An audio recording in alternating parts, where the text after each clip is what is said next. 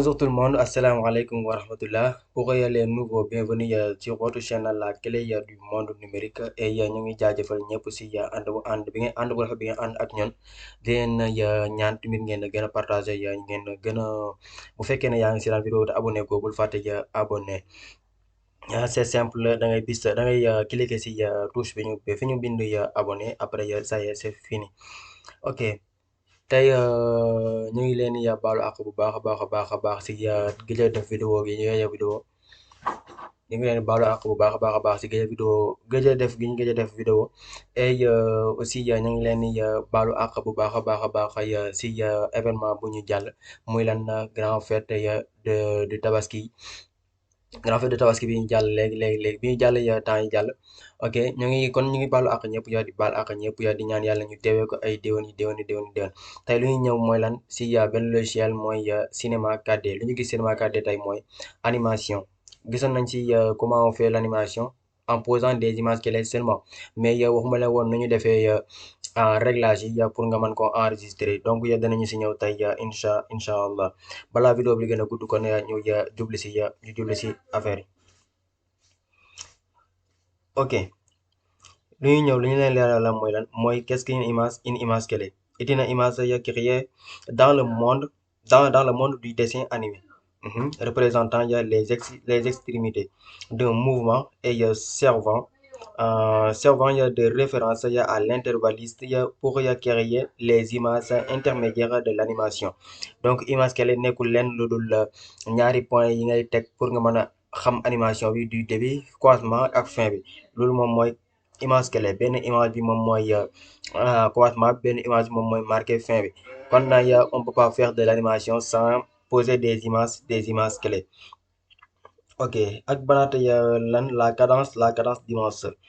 quand on parle de cadence d'image c'est le nombre d'images par seconde ou images à la seconde on l'abrège comme ceci IPS c'est ça 30 images par seconde et ça on est en 30 images IPS c'est ça on l'abrège IS au lieu de mettre IPS des fois on met I et S est une unité de mesure correspond au nombre d'images affiché et au second par un dispositif la cadence peut être 24,25 ou 29,97 images par seconde comme exemple ici on peut trouver ces valeurs là ok tey li ñuy defa ba pare mooy lan lu leen wan leen réglage yi boo def réglage yi da ngay ñëw fii nga ñëw si éditer les réglages de rendu ou mettre contrôle plus B raccourci c'est la raccourci contrôle plus B après nooy def boo ñëwee fii si sortie pixel on va voir on peut mettre pixel on peut laisser ça c'est résolution pixel par pouce HDT on peut laisser ici sa valeur image courante on met tous les images et 100 on le laisse comme ça et bu ñëwee fii multipassage aucun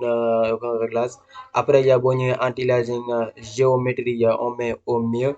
et image fixe on met animation et petite fragment hybride on laisse comme ça et on fait option on peut laisser ça comme ça et ça on peut laisser comme ça image unique et c'est bien boo paree li nga def mooy nga ñëw fii nga bës fermer après bu ñu def animation dañuy def benn animation objet comme d'habitude mais après dañu koy wan nu ñu defee rendu donc kon animation bi du prendre du temps du ñu jël aussi des choses difficiles dañ leen wan seulement kii bi après c'est à vous de faire vos réglages et de voir qu'est-ce que vous voulez animer ensuite donc nu ñuy créer ñun mooy lan dañuy créer benn cube dañuy créer benn cube après on essaie de faire l'animation de ce cube ok image clé yi moom mooy lan moom mooy lii comme exemple boo ñëwee fii yaa ngi enregistrer les objets actifs raccourci F9 boo tegee benn image clé après nga ñëw fii nga tegaat nga xëcc kii ba pare nga xëcc kii bu vert bi après ba fu la neex comme lii gisoon nañu ko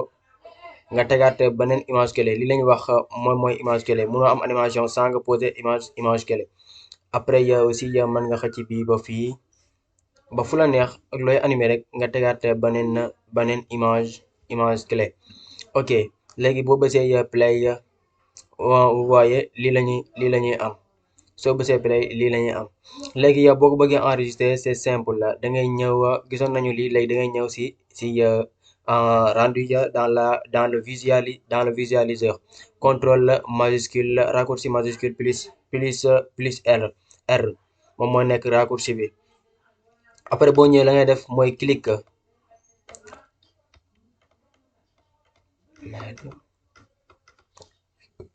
majuscule plus R mooy la vous n'avez pas spécifié de nom de fichier pour image rendu voulez-vous continuer sans enregistrer ok oui après boo ñëwee nuy def moom mooy lii yaa ngi gis après moom mooy def rendu par image ok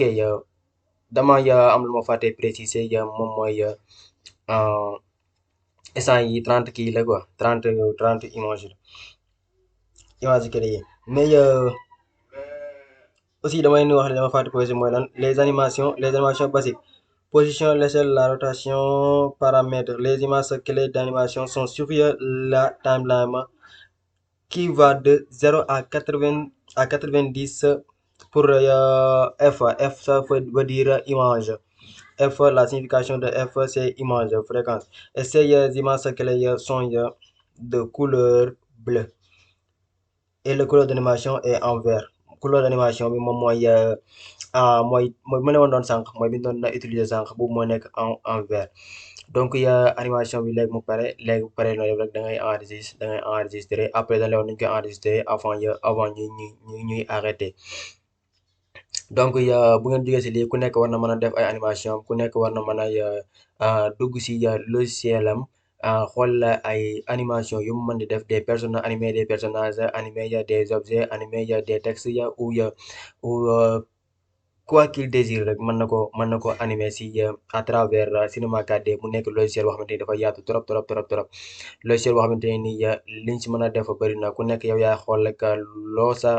xel mën a yem rek kaneen continuer foofu noonu ku nekk ak fi nga mën a yem ku nekk ak fi nga mën a yem ok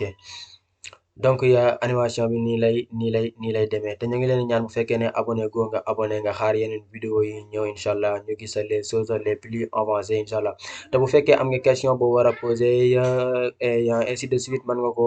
des contributions ou quoi que ce soit mën nga ko def si commentaire yi comme ça dinañ ko mën a jëriñoo ñun ñëpp ok après kii bi moom moo nekk nii boo xoolee animation bi moom mooy nekk nii yaa ngi animation bi moom moo nekk nii léegi boo ko bëggee enregistrer da ngay ñëw donc fichier après enregistrer sous après yaa ngi gis format TIFF il faut le changer TIFF vous met MP4 ou AVI ok on va mettre MP4 et 8 bi par canal image fixe vous devez changer ça et on met animation rek laa ci defoon nañ ko mais je ne sais pas pourquoi ñëwul woon MP4 non TIFF ok après l'enregistrement c'est fini c'est ça seulement après nga def ok après nga def ok boo defee ok dan la indi foo ko bëgg a enregistré yaa ngi sa format AVI BPM JPEG et tout cela après mën nga ñëw nga changer titre bi nga xool foo ko bëgg a enregistré nga enregistré ko c'est simple donc si on met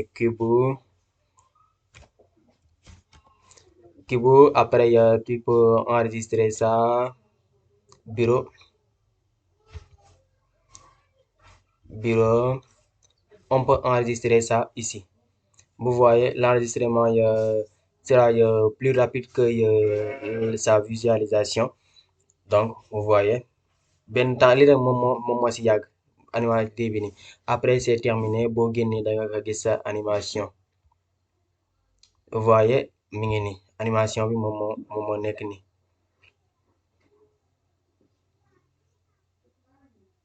lépp lu ngeen bëgg a animer rek bépp objet bu mën di nekk rek mën ngeen ko def avec Cinema 4D donc loolu la ñu indoon tey après danañu gis des choses les choses les plus avancées les plus cool vous voyez c'est ça l'animation après yaa xool lépp la bëgg animer nga animer ko ak fu mu la neexee ak nu mu la neexee donc la clé numérique est avec vous la clé numérique vous souhaite une excellente journée.